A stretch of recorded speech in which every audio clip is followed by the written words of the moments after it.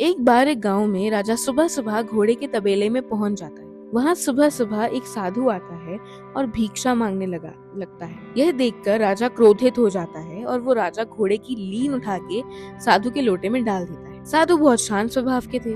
वो सब देखकर चुपचाप वहां से निकल जाते हैं और उन्होंने वो लीन अपने कुटिया के बाहर रख दी।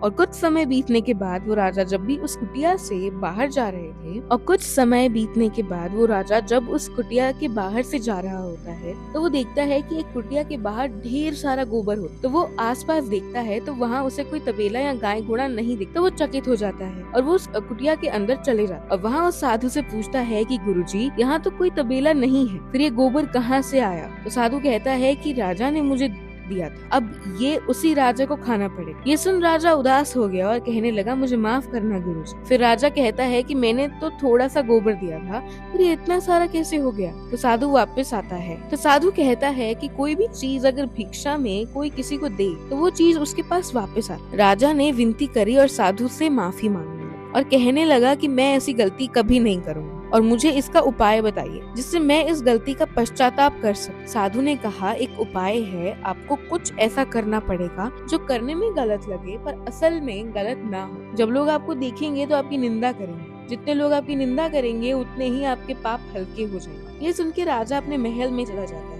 और काफी सोच विचार करने के बाद अगले दिन सुबह उसने शराब की बोतल ली और चौराहे पे बैठ गया। सुबह सुबह राजा को शराब की बोतल के साथ देखकर सभी लोग हक्के बक्के हो गए और सभी लोग राजा की निंदा करने लगे और कहने लगे कि ये कैसा राजा है जो ऐसा काम कर रहा है। पर राजा लोगों की बात की परवाह किए बिना पूरे दिन शराबी लोगों की तरह हरकत करने लगा। इस पूरे दिन के नाटक के बाद राजा साधु के पास गया तो उसने देखा उस गोबर को तो वो बहुत ही कम एक मुट्ठी में आने जितना हो गया है। तो उसने देखा कि वो गोबर तो बहुत कम हो गया है। उसने आश्चर्य से कहा, महाराज ये कैसे हो गया? इतना बड़ा ढेर कहाँ गायब हो गया? साधु ने कहा, राजन, गोबर आपकी अनुचित निंदा करते रहे। जिन लोगों ने बिना सच जाने आपकी बुराई की उन लोगों में आपका पाप बराबर बट गया। जब हम किसी की बिना बात की निंदा करते हैं तो हमें उनके पाप का बोझ भी उठाना पड़ता है। जैसा हम किसी को देंगे वैसा ही हमारे पास लौट कर आए। इसलिए हमेशा लोगों की निंदा करने के बजाय अच्छे कर्म करें। इसी से जीवन सफल हो जाता है। धन्यवाद।